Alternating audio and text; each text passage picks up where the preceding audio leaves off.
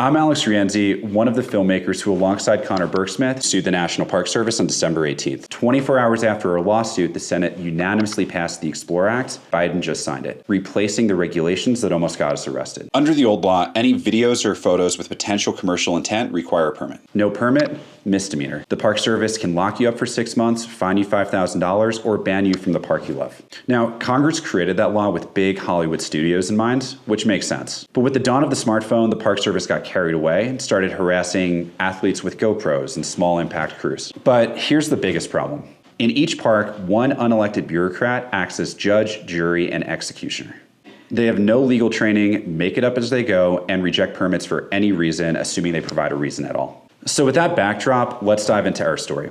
In September, Connor Burkesmith and I filmed the new Grand Teton speed record using cameras like this one in public locations.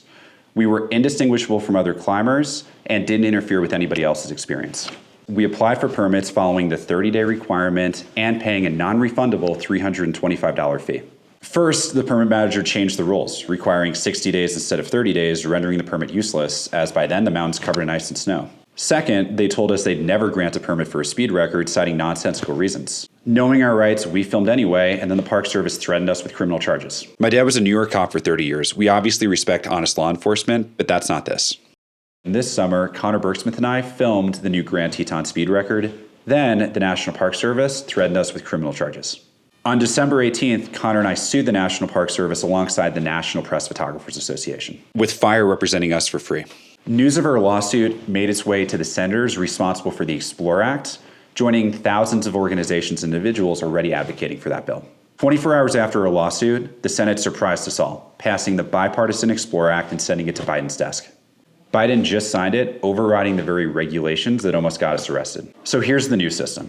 Section 125 replaces a law that predated the iPod with a law designed for the 21st century. Under subsection 5, you still can't interfere with others' experiences or damage resources.